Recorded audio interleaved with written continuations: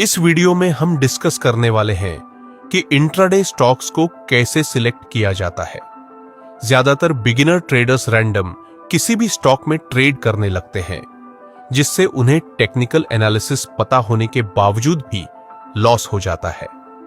हम जानते हैं कि स्टॉक मार्केट में कई अलग अलग एसेट्स में ट्रेड कर सकते हैं, जिनमें स्टॉक्स में ट्रेड करके प्रॉफिट कमाना सबसे आसान है। इसका कारण यह है कि स्टॉक्स में वॉलेटिलिटी कम रहती है और जब हम इंट्राडे ट्रेड करते हैं तो हमें ब्रोकर की तरफ से 5 गुना मार्जिन भी मिलता है। इस कारण हम कम कैपिटल में भी अच्छे रिस्क मैनेजमेंट के साथ डिसेंट अमाउंट का प्रॉफिट बना सकते हैं। इस वीडियो में हम डिटेल में डिस्कस करेंगे कि professional intraday traders stock selection कैसे करते हैं।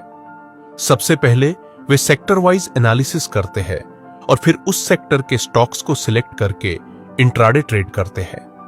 एनालिसिस के इस तरीके को हम डिटेल में जानेंगे, लेकिन वीडियो की शुरुआत हम बिल्कुल बेसिक से करेंगे ताकि बिगिनर ट्रेडर्स को भी यह अच्छे से समझ में आए।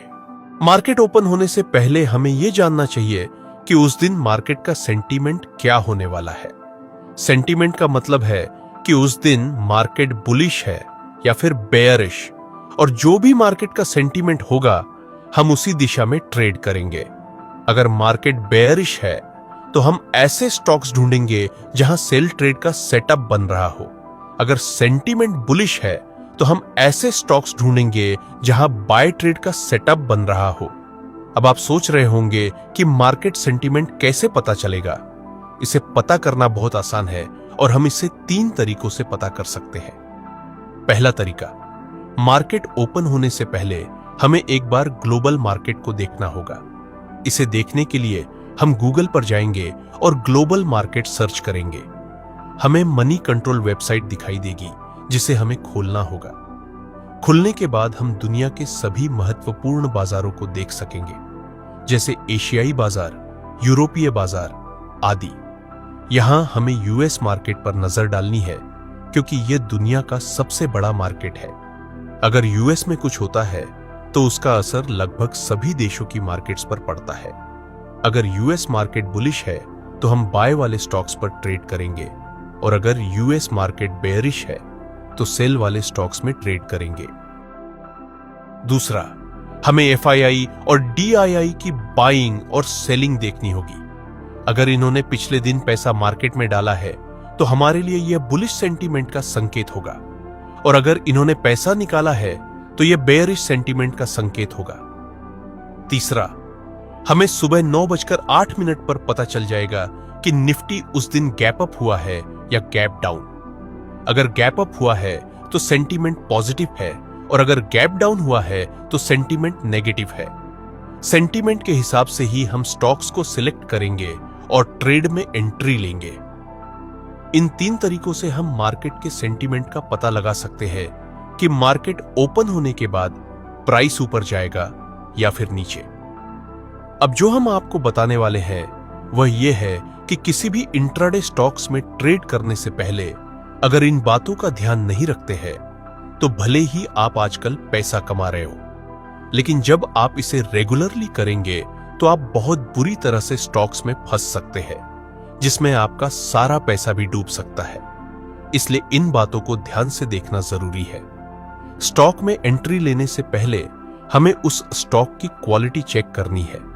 उस स्टॉक की लिक्विडिटी हाई होनी चाहिए, यानी उसमें वॉल्यूम ज्यादा होना चाहिए ताकि आपको मार्केट से एग्जिट करने में दिक्कत ना हो। क्योंकि अगर लिक्विडिटी कम रही तो चाहकर भी आप उस स्टॉक से एग्जिट नहीं कर पाएंगे, जिससे आपको बड़ा लॉस हो सकता है। दूसरी बात, उस स्टॉक में वोलेटिलिटी ज्यादा होनी चाहिए।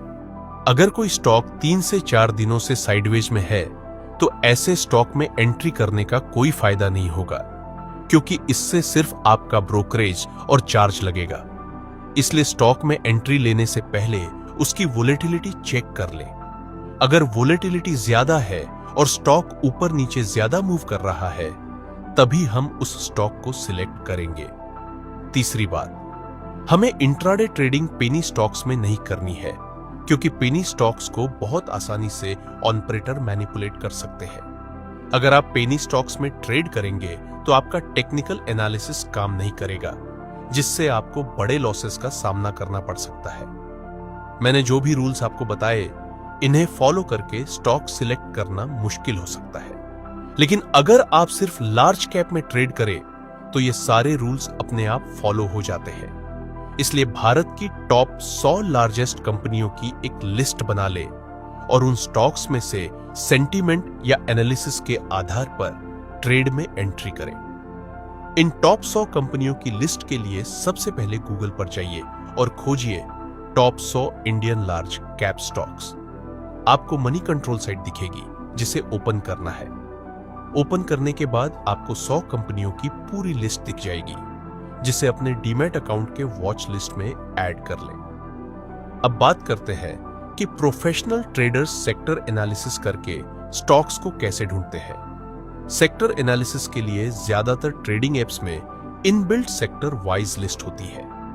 अगर है तो बहुत अच्छा, और अगर नहीं है तो हमें सभी सेक्टर्स की लिस्ट बना लेनी है, जैसे Nifty auto, Nifty FMCG, Nifty media, Nifty metal, Nifty pharma आदि। इन सभी के चार्ट्स को हम मल्टी टाइम फ्रेम एनालिसिस से एनालाइज करेंगे। पहले हम एक डे टाइम फ्रेम में सेक्टर के चार्ट को एनालाइज करेंगे। एनालाइज करने का सबसे आसान तरीका है कि इंडिकेटर सेक्शन में जाए और सुपर ट्रेंड नामक इंडिकेटर को चार्ट पर लगा दें। इससे हमें उस सेक्टर के ट्रेंड का पता चल जाएगा। अगर ट्रेंड अप ट्रेंड में है तो हमें उस सेक्टर के ऐसे स्टॉक्स को चुनना है जो अप ट्रेंड में रहते हुए कंसोलिडेट कर रहे हो। ध्यान दें कि हमें यह एनालिसिस 4 आवर टाइम फ्रेम में करनी है।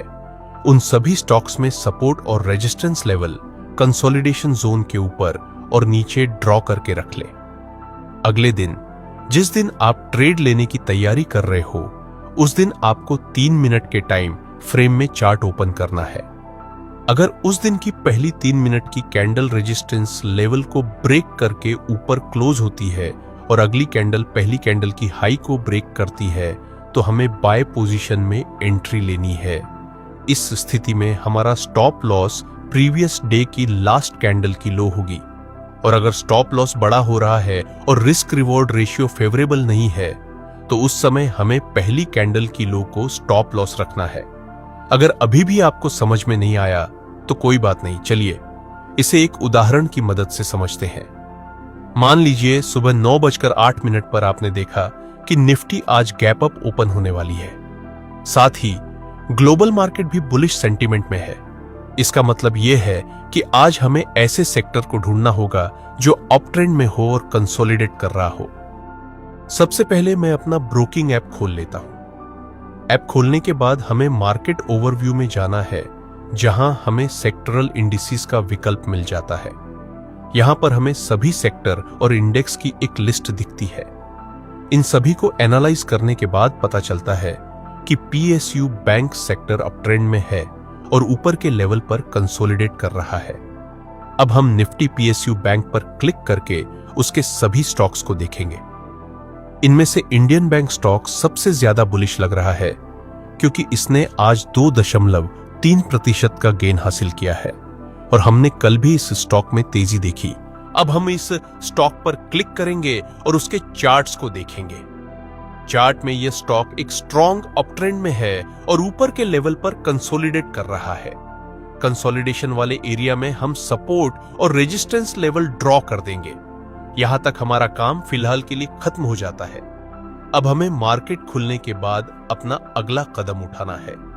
जब मार्केट ओपन हो जाएगा तो हम चार्ट्स को 3 मिनट टाइम फ्रेम में कन्वर्ट करेंगे। अगर यह स्टॉक 3 मिनट की पहली कैंडल में रेजिस्टेंस लेवल को ब्रेक कर देता है, तो हम बाय पोजीशन में एंट्री लेंगे। हमारा स्टॉप लॉस प्रीवियस डे की क्लोजिंग कैंडल के लो के नीचे होगा। अगर स्टॉप लॉस बड़ा लग रहा है तो हम आज की पहली कैंडल के लो के नीचे भी स्टॉप लॉस सेट कर सकते हैं। अब टारगेट के लिए हम नो EMA एक्सपोनेंशियल मूविंग एवरेज का उपयोग करेंगे। यह इंडिकेटर डिफॉल्ट सेटिंग में ही रहेगा, इसलिए आपको इसे बदलने की जरूरत नहीं है। जब तक कैंडल नो EMA के नीचे क्लोज नहीं करती, तब तक हम टारगेट लेते रहेंगे। जब आप ऐसे स्टॉक्स में ट्रेड करते हैं जिनका बड़े टाइम फ्रेम में एनालिसिस किया गया हो, तो एक ही दिन में आपको 4% से 5% या 10% तक का टारगेट मिल सकता है, क्योंकि ऐसे स्टॉक्स में कई दिनों से कंसोलिडेशन चल रहा होता है। और जब आप छोटे टाइम फ्रेम में एंट्री करते हैं तो एक छोटा मूव भी आपके लिए बड़ा हो सकता है। इसी तरह से आप सेल पोजीशन में भी एंट्री कर सकते हैं। हालांकि मैं इसका उदाहरण नहीं बताऊंगा क्योंकि इससे वीडियो लंबा हो जाएगा। अगर आपको यह वीडियो अच्छा लगा हो तो एक बार लाइक कर दे और एक प्यारा सा कमेंट छोड़ दे, ताकि हमें मोटिवेशन मिले और हम आपके लिए और भी अच्छी वीडियो बना सके। वीडियो में इतना ही। कमेंट बॉक्स में बताएं कि आप अगला वीडियो किस टॉपिक पर चाहते हैं। जिस भी कमेंट को सबसे ज्यादा लाइक मिलेगा, हम उस पर अगली वीडियो बनाया जाएगा। वीडियो देखने के लिए आप सभी का बहुत बहुत धन्यवाद।